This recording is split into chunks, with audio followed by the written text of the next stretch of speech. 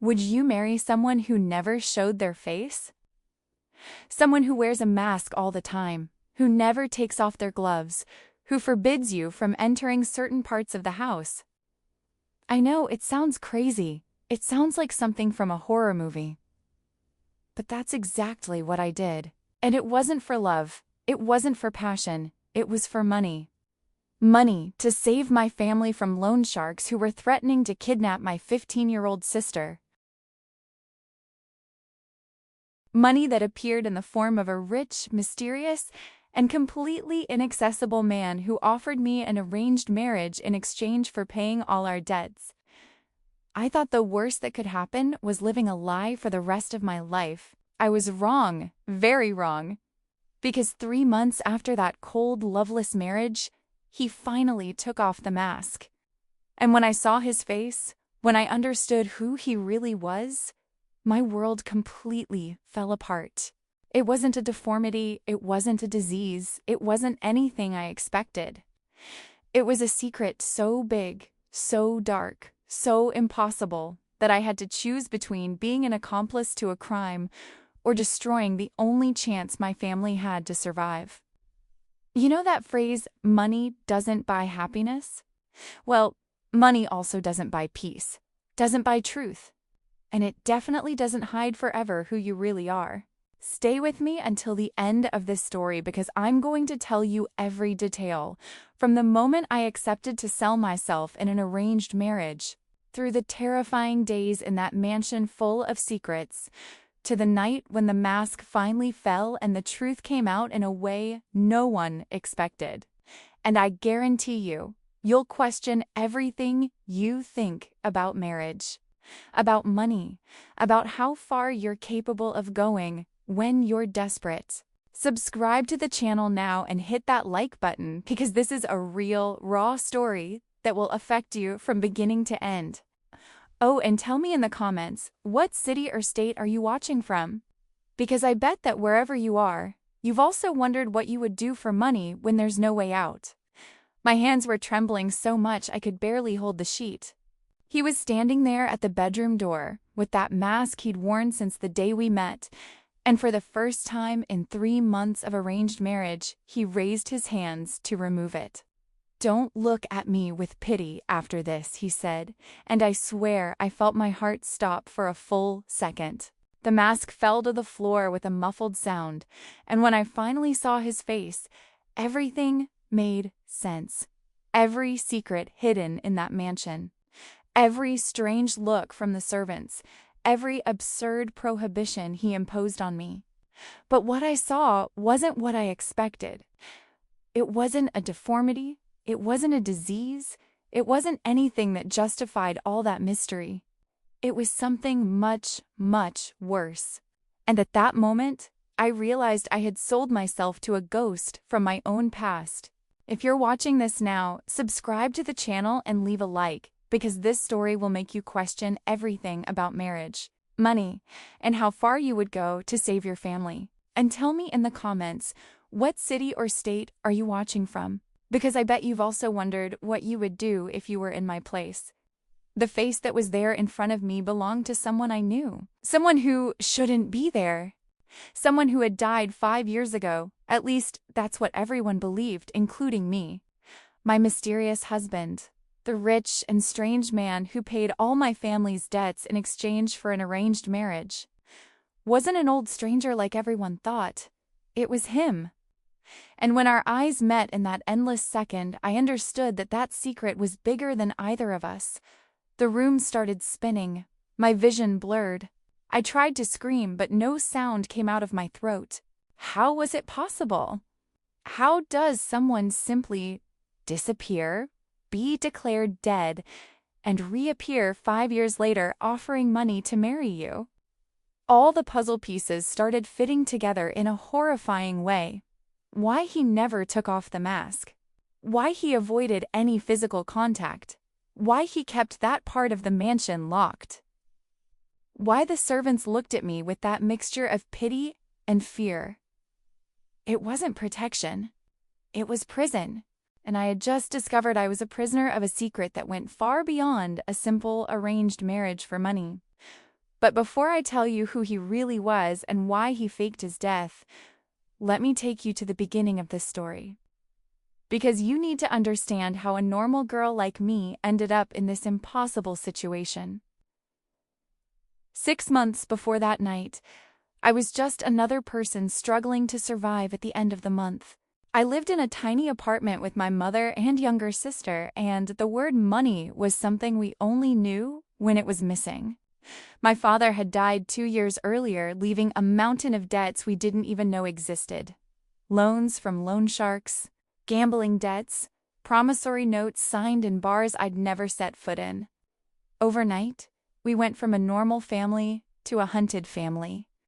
You know that feeling of waking up every day afraid to open the door and find someone collecting?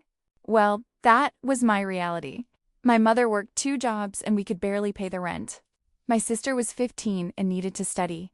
But how do you study when you don't even have enough to eat properly? I did everything. Worked as a waitress during the day, cleaner at night, and on weekends sold jewelry on the street. But no matter how hard I worked myself to death, the hole only got deeper. The loan sharks started showing up at the house, first with veiled threats, then with direct threats. If you don't pay by the end of the month, we're taking the girl, one of them said once, pointing at my sister. And I felt a chill down my spine I'd never felt before. This wasn't about money anymore. It was about survival. It was about protecting what was left of my family before we were completely destroyed. Every night I lay in bed staring at the cracked ceiling of the room and thought, there has to be a way out. There has to be some way to get out of this hell. But I had no idea the way out would come wrapped in a proposal as dark as the debts themselves. It was my aunt who planted the seed. She showed up at our house one day with that air of someone who knows something, sat at our old kitchen table and said, "I know someone who can solve all your problems." My mother and I exchanged suspicious looks. Nothing good comes from phrases that start like that, everyone knows. But my aunt continued, talking about a rich man, very rich, who was looking for a wife and would pay generously for the company.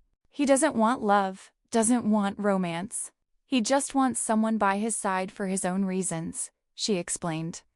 And each word came out of her mouth as if it were the most normal thing in the world. An arranged marriage. A contract, a business transaction where I would be the merchandise.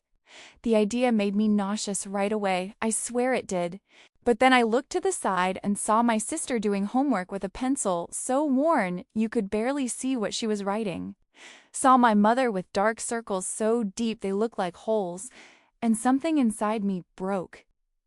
Sometimes you don't choose right or wrong, you choose between terrible and unbearable.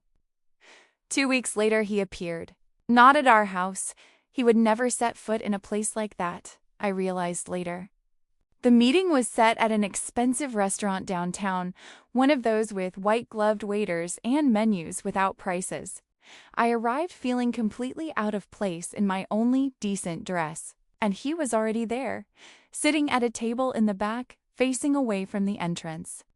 Even from a distance, you could see he was different. Impeccable suit, rigid posture, and that mask.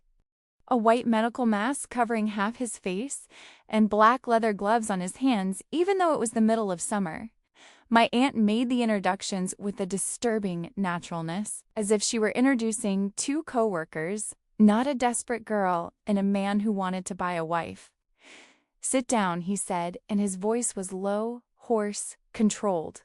The type of voice that doesn't ask, it commands. I sat, and for the first time I looked into his eyes. They were dark, deep eyes, and carried something I couldn't identify. Sadness? Anger? Secret? Maybe all of that together. He didn't waste time with pleasantries. He placed a thick envelope on the table and said, "Here's enough to pay all your family's debts and still have left over for you to start over with dignity." My heart raced. I looked at the envelope as if it were a snake about to strike. "And what do you want in return?" I asked, trying to keep my voice steady even with my hands trembling under the table. He tilted his head slightly, and I could swear there was a sad smile behind that mask. a marriage. Legal, registered, real in all bureaucratic senses. You'll live with me. You'll use my surname. You'll appear by my side when I need you. But don't expect love. Don't expect intimacy. Don't expect explanations. Each word was like a contract clause being dictated, cold and calculated. And then came the part that should have made me get up and run away. You won't question why I wear this mask. You won't try to discover my past. You won't enter certain parts of the house. And especially, you won't try to really get to know me. I should have realized then that I was making a pact much more dangerous than I imagined. I should have questioned why a rich man needed to buy a wife instead of simply finding someone. I should have been suspicious of the fact that he never took off those gloves, never showed his full face, never looked at me for more than 3 seconds in a row. But you know what I did? I took the envelope, opened it, saw more money than I'd seen in my entire life combined. And I thought about my sister being able to go back to school for real, about my mother finally being able to sleep without nightmares about collectors knocking on the door. "When's the wedding?" I asked, and my voice sounded distant, as if someone else were speaking. He stood up, adjusted his jacket with those gloved hands, and said, 2 weeks from now, prepare yourself. Your life is going to change completely." And he left, leaving the envelope on the table and a chill down my spine that wasn't just because of the restaurant's air conditioning. My aunt took my hand and squeezed it, trying to seem comforting, but I saw it in her eyes. She was scared too. Only neither of us knew exactly of what. The wedding day was the strangest of my life. There wasn't that joyful rush of a bride getting ready surrounded by friends. There wasn't a makeup artist telling jokes to ease the tension. There wasn't anything you see in movies. Everything was cold, mechanical, as if we were signing a property purchase, not celebrating a union. The ceremony took place in a small, old chapel at the back of a registry office, with only 6 people present: my mother, my sister, my aunt, 2 of his lawyers I'd never seen, and an elderly woman who was introduced as the mansion's housekeeper. He arrived promptly at 3 in the afternoon, still with that mask covering half his face, still with the black leather gloves. And this time wearing a suit so impeccable it seemed to have been sewn directly onto his body. There were no hugs, there were no nervous smiles. There wasn't that moment when the groom sees the bride and gets emotional. He simply nodded when he saw me, as if he were approving a delivery he had ordered. The justice of the peace who conducted the ceremony seemed as uncomfortable as I was. He read the traditional vows in that monotonous voice of someone who's done this 1,000 times.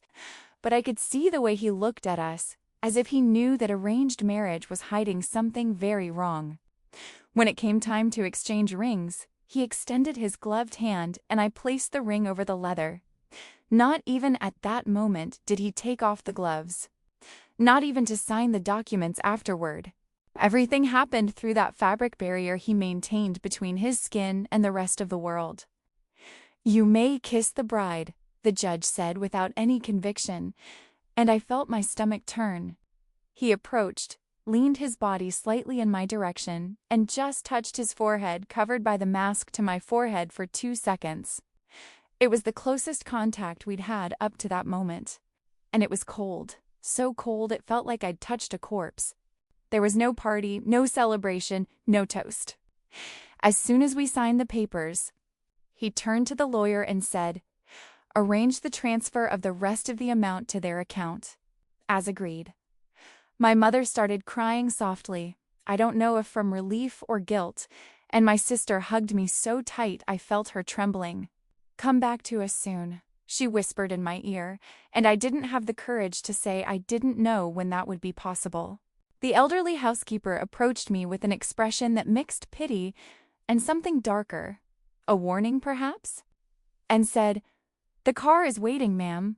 Ma'am. That word fell on my head like a stone. I was 23 years old and had just become the lady of a loveless marriage, of a mansion I still didn't know, and of a husband who hid behind masks and secrets. When I got in the car, a black limousine with windows so dark they completely blocked out the sunlight. He was already inside, looking out the window, not saying a word. And so began my new life. The mansion was the type you see in horror movies, immense, old, surrounded by high walls covered in ivy, and so isolated that the nearest property was miles away. When the iron gate opened creaking, I felt a shiver run up my spine. The building had 3 floors, towers on the sides, windows with dark stained glass, and that air of a place that had seen a lot of history. Many secrets, many things that are better not known. The garden was huge, but abandoned, with moss-covered statues and a fountain in the center that didn't spray water, just accumulated dead leaves. "Welcome to your new home," he said with no emotion whatsoever, as if he were showing me a warehouse, not the place where I would spend the rest of my life. I got out of the car, still dazed, and the housekeeper, Mrs. Gloria, I found out later, was already at the door holding my suitcases. Suitcases I hadn't even seen being put in the car. Everything had already been decided, planned, executed without me having any control. Inside, the mansion was even more impressive and frightening. Very high ceilings with crystal chandeliers covered in dust, old furniture that seemed to have been chosen decades ago and never touched again. Heavy curtains that blocked most of the natural light even though it was late. There was that characteristic smell of places that had been closed for a long time, mold, old candle wax, and something else I couldn't identify. He took me on a kind of quick tour, pointing to rooms without entering them. Dining room, library, main hall. "You can use these spaces whenever you want." His voice echoed through the empty corridors in a disturbing way. But when we reached a staircase leading to the 3rd floor, he stopped abruptly and turned to me with a seriousness that made me take a step back. "The 3rd floor is forbidden. Never, under any circumstances, do you go up these stairs. Understood?" It wasn't a question, it was an order. And the way he said it, with that tense voice and eyes fixed on mine through that damn mask, made me understand he was very serious. The servants were another mystery in themselves. Besides Mrs. Gloria, there were 3 more people working in the mansion: an old gardener who barely looked at my face, a young cook who seemed to be constantly scared, and a driver who had a huge scar on his face and never, ever smiled. They all moved through the house like ghosts, doing their work in silence, avoiding eye contact, and especially avoiding any conversation that wasn't strictly necessary. When I tried to make conversation with the cook on the 2nd day, asking how long she'd worked there, she looked back fearfully, as if checking if anyone was listening, and whispered, "Don't ask questions, ma'am. It's better that way." And she ran out of the kitchen as if I'd just confessed a crime. That arranged marriage was revealing itself to be much more sinister than I imagined. It wasn't just about money. There was something very, very wrong in that house. And I was trapped there in the middle of a secret that nobody wanted to tell me. The first weeks were a silent torture. I wandered through the mansion during the day trying to get used to that cold place full of shadows. But the more I explored, the more questions arose. In the library, for example, there were hundreds of books organized alphabetically, but when I picked one up to leaf through, I found torn pages, not torn by accident, but cut with precision, as if someone had purposely removed certain information. There were also framed photos scattered throughout the house, but all of them had faces cut out or stained with black ink. They were clearly family photos, you could tell by the settings, birthday parties, dinners, trips, but the faces simply didn't exist anymore. Someone had systematically erased all identity of those people. And when I asked Mrs. Gloria about it, she just shook her head and said, "The past hurts, ma'am. Sometimes it's better to forget. But how do you forget something someone worked so hard to erase?"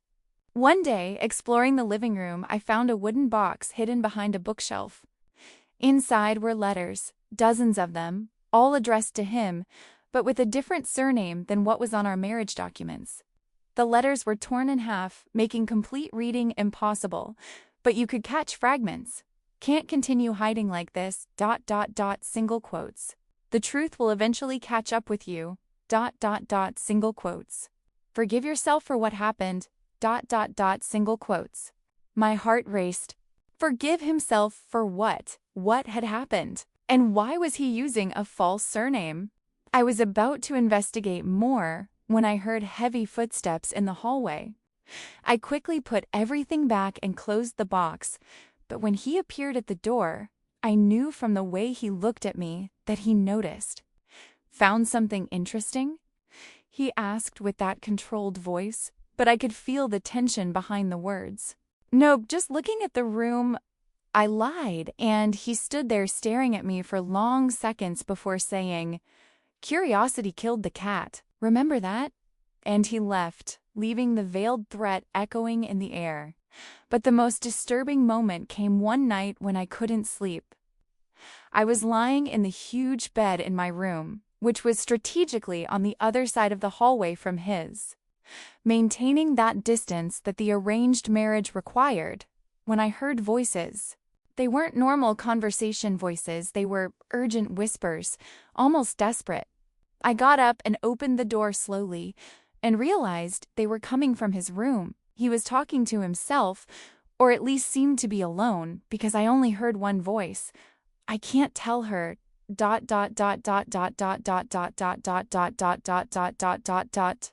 If she finds out who I really am, she'll leave ... And I can't let that happen. Not again. My blood ran cold. Again? Had this happened before? Where was she now? And why was he so afraid that I would discover his true identity? I went back to my room with my heart beating so hard it felt like it would explode. That secret he was keeping wasn't just about appearance or disease as I had initially imagined. It was about identity. It was about the past.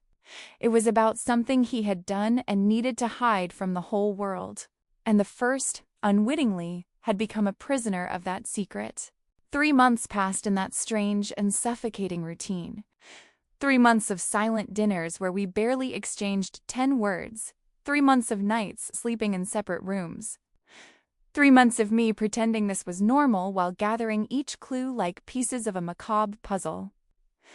But that night, the night that would change everything, something was different. He had returned from a business trip in the late afternoon, and for the first time since we got married, he asked Mrs. Gloria to prepare a dinner just for the two of us. No servants serving, no witnesses, just the two of us at a table that was too long, with lit candles and a silence so heavy I could barely breathe. He barely touched his food. He spent the whole time looking at me with those dark eyes I had learned to read in recent weeks, and that night, they were different. There was decision there. There was fear. There was something final and inevitable approaching. When we finished, or rather, when he decided we had finished, he stood up and said, "Come with me." It wasn't an invitation. It was an order. But this time, there was a fragility in his voice I'd never heard before. He guided me through the dark corridors of the mansion. We climbed the main staircase, past the second floor where our rooms were. And then my heart almost stopped. He stopped in front of the forbidden staircase, the one that led to the third floor, the one he had categorically forbidden me to climb on the first day. "I'm going to break my own rule today," he said, and started climbing the creaking steps. I followed him with trembling legs, each step echoing in the darkness, each breath of mine more difficult than the last. The third floor was a long hallway with only one door at the end, a solid wooden door with a heavy lock that he opened with a key he took from the inner pocket of his jacket. When we entered, I realized it was a bedroom. But not a common bedroom. It was a bedroom frozen in time. There were photos on the walls, complete photos this time, not destroyed like the rest of the house. Photos of a happy family. Photos of a young, handsome guy smiling next to people he clearly loved. There were also clothes carefully stored on mannequins, as if they were museum relics. Swimming trophies on shelves, framed diplomas. It was a sanctuary, a memorial, a tomb for someone who had died or who should be dead. He walked to the center of the room with his back to me and stood there for what seemed like an eternity. Then, without turning around, he spoke, "This room belongs to the person I used to be, to the person who died 5 years ago." My legs started to weaken. "I'm going to take off the mask now," he continued, and his voice was trembling. "And when I do, you'll understand everything. You'll understand why I needed the arranged marriage, why I hid, why I built this whole lie. But I ask you one thing, don't look at me with pity after this." He turned slowly, and in that movement, I saw his hands rise to the mask. The gloved fingers trembled. It was the first time I'd seen him show any kind of physical vulnerability. The mask fell to the floor with a dull sound that echoed through the silent room, and I finally saw. The face was perfect. There were no scars, no burns, no deformities. It was the face of a handsome man in his 30s, with striking features and eyes that now, without the barrier of the mask, seemed even more intense and loaded with pain. But it wasn't an unknown face. My brain took 3 seconds to process, but when it did, my legs failed and I had to lean against the wall. "You ... single quotes, was all I could whisper. He was Bruno Carvalho, the son of the owner of the company where my father worked, the guy who had disappeared 5 years ago in a car accident that killed 3 people, including, according to what everyone believed, himself. But he was there, alive, standing in front of me, using another name, living as a ghost in his own life. "I didn't die in that accident," he began, and his voice came out hoarse, loaded with years of kept secret. "I survived. But the other 3 people in the car weren't so lucky." He closed his eyes tightly, as if reliving that was physical torture. "I was driving drunk. I had fought with my father, had drunk too much at a party, and decided it was a good idea to take the car anyway. The 3 people who died were my best friends. One of them was ... single quotes." He paused, and I saw a tear run down his face. "Was my younger brother." The air left my lungs. I vaguely remembered that news. It had been in all the newspapers at the time, the Carvalho family tragedy. 4 young people killed in a brutal accident. But Bruno hadn't died. He had survived. And instead of facing the consequences, instead of taking responsibility for what he had done, he had disappeared. He had faked his own death and hidden from the world. "My father got me out of the country that same night," he continued, now looking directly at me, as if he needed me to understand, to see the humanity behind the monster he thought he was. He used all his influence, all his money, all the contacts he had to fabricate my death. He falsified documents, bribed doctors, created a new identity for me in another country. He told me that if I came back, I'd be arrested and would destroy what was left of the family. So I lived 5 years as a living dead man, hidden, carrying the guilt of having killed my own brother and my friends. He approached me, and I could see the raw, pure, devastating pain in those eyes. But my father died 6 months ago. And in his will, there was a condition. I would only inherit everything if I returned to Brazil and got married. He wanted me to rebuild my life, to stop hiding. But how could I come back? How could I face the victims' families? How could I explain that I faked my death for 5 years? He stopped right in front of me, so close I could feel his breath, and then I found out about your father's debts he had with my father's companies, and I saw a way out, an arranged marriage where I wouldn't have to explain my past, where I could keep the literal and figurative mask, where I could fulfill the condition of the will without exposing who I really was. The secret had finally been revealed. And it was worse, much worse than anything I had imagined. I slid down the wall until I was sitting on the floor. My legs simply couldn't support me anymore. Everything made sense now. The isolated mansion, the scared servants who probably knew the truth, the destroyed photos, the prohibition to go up to the 3rd floor, the constant mask. He wasn't hiding from me. He was hiding from the whole world, from the weight of guilt, from the consequences of a night that destroyed entire families, including his own. "So you bought me," I said, and my voice came out harder than I expected. "You used my father's debts you probably created or inflated on purpose, to turn me into part of your lie. I'm not your wife. I'm your accomplice. I'm part of your hiding place." He closed his eyes and nodded slowly, as if each word of mine were a deserved stab. "Yes, you have every right to hate me, but I need you to know one thing. Your father's debts were real. I didn't invent anything, I just used the situation to my advantage. And in return, your family is free. Your sister can study. Your mother can sleep in peace. But I couldn't accept that as justification. I stood up with an anger I didn't even know existed inside me. You think money solves everything? You killed 3 people, Bruno. 3 people who had families, dreams, a future. And instead of taking responsibility, instead of paying for what you did, you ran away like a coward, and now you want me to be part of this farce?" I was shouting now, and I didn't care. Those families deserve to know the truth. They deserve justice. And you're here, hidden in a mansion, living off your father's money while they cry over empty graves. He didn't react, didn't defend himself, just stood there receiving each word as if they were whippings he knew he deserved. And then he did something I didn't expect. He fell to his knees on the floor. Right there in front of that sanctuary room full of memories of who he used to be. "You're right," he said with a broken voice. "I'm a coward. I'm a murderer who didn't have the courage to pay for the crime. And every day of these 5 years has been hell, because I know I don't deserve to be alive while they're dead." I saw him cry for the first time.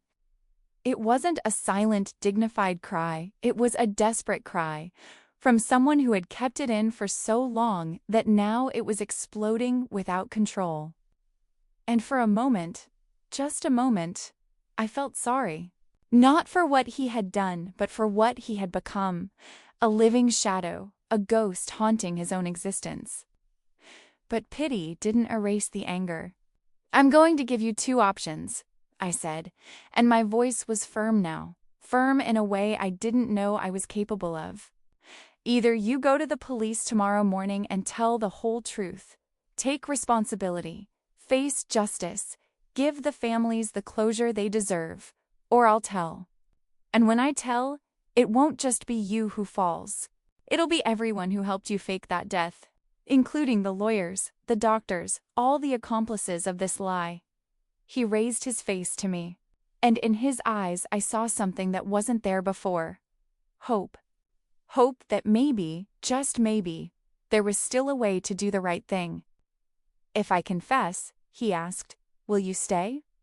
Will you support me during the process?" "I know I don't deserve it, but ... single quotes." I interrupted him. "No, I won't stay. This arranged marriage ends here, but I'll testify to the truth when needed.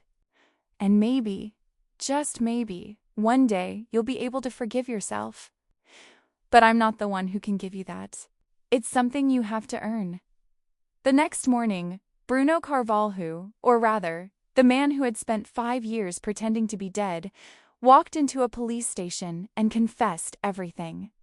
I was there, not by his side as a wife, but as a witness to the truth. I saw the shock on the officers' faces when he took off the mask for the last time and said his real name. I saw the media explode with the news. Heir declared dead 5 years ago reappears and confesses to manslaughter. I saw the victims' families finally get the answers they deserved, even though those answers came too late and loaded with pain. He was arrested, as he should have been from the beginning. The process is still ongoing, and he'll probably spend years paying for what he did. But for the first time since that terrible night 5 years ago, he's no longer running. He's no longer hiding behind masks, lies, and false identities. And I learned something from all this. Money can buy a lot of things. It can buy comfort. It can buy silence. It can even buy desperate people like I was. But it can't buy peace. It can't buy redemption. And it definitely can erase the truth, no matter how hard you try to bury it. As for me, the marriage was annulled. The money he had paid my family, I returned. Not all of it. Because it would be hypocritical to say we didn't use part of it to get out of the hole. But I returned enough to be able to look at myself in the mirror without feeling like I'd sold my soul. My mother was shocked when I told her the truth. My sister cried with relief that I had left that mansion alive and whole. And me? I went back to work, went back to fighting, went back to living like a normal person who pays their own bills and doesn't owe anything to ghosts of the past. Was it harder? Definitely. We went back to counting coins at the end of the month, went back to worrying about bills, went back to the raw reality of those who don't have money left over. But you know what else came back? Dignity, freedom, the ability to sleep without feeling like I was participating in a giant lie. And that, my friends, is priceless. No arranged marriage, no fortune. No promise of easy life is worth more than being able to live with a clear conscience and your head held high. So, I ask you, you who are watching this now from the comfort of your home, how far would you go for money? Would you accept an arranged marriage with someone who refuses to show their face? Would you close your eyes to obvious secrets just because the bank account is heavy? Because I'm telling you something, I did that, and I almost lost myself in the process. I almost became as much a ghost as he was, living in a lie that was beautiful on the outside and rotten on the inside. The truth always, always, eventually comes out. And when it does, do you want to be on the right side of it or on the side that will crumble? Think about it. Reflect on your own secrets, on the choices you make when you're desperate, on the real price of things you think you need. And tell me here in the comments, have you ever been tempted to do something wrong for money? Have you ever accepted a questionable situation because it seemed like the only way out? Let's talk about it, because the more we share these stories, the more we learn that we're not alone in these impossible choices. And don't forget, subscribe to the channel and turn on notifications so you don't miss the next stories. Because life is full of masks that need to be ripped off, and I'm here to rip them all off, one at a time. So, after hearing all this, I ask you a very serious question. What are you willing to sacrifice for financial security? Your dignity? Your freedom? Your peace of mind? Because I sacrificed all of that when I accepted that arranged marriage. And I tell you with complete honesty, it wasn't worth it. It wasn't worth a single penny. You might be going through difficulties now. You might be looking at the bills and feeling that desperation tighten your chest. You might even be considering questionable paths because it seems like there's no way out. But there's always another way, always. It may be harder, it may take longer, it may require different sacrifices, but at least you'll be able to look at yourself in the mirror without feeling disgusted with yourself. I learned this the most painful way possible. No fortune in the world makes up for living a lie. And you? Have you ever been through a situation where money tempted you to do something that went against your principles? Have you ever accepted a questionable deal because you had no choice? Or maybe you know someone who got lost on that path. Tell me here in the comments without fear of being judged, because everyone here understands that life squeezes, and sometimes we consider things we never imagined considering. But it's precisely by sharing these stories that we learn from each other, that we realize we're not alone in this fight. Do you have the courage to start from scratch if necessary? Do you have the courage to say no when the offer seems too good to be true? Because I guarantee you, if it seems too good, it probably is. And the price you'll pay later is much higher than any immediate benefit. Now, if this story impacted you in some way, if it made you reflect on your own choices and on the real value of things in life, then do this. subscribe to the channel right now and turn on those notification bells. Because I'm going to continue bringing real stories like this, stories that nobody has the courage to tell, that everyone needs to hear. I'm going to talk about toxic relationships, about money and power, about family secrets that destroy generations, about everything that's real and raw and that life throws in our face when we least expect it. Don't miss the next videos, because there's a lot of important stuff for us to talk about still. And always remember, your dignity has no price, your truth cannot be bought. And in the end, the only thing you take from this life is the person you chose to be when nobody was watching. Choose to be someone you're proud of, even if the path is harder. It's worth it. I promise it's worth it.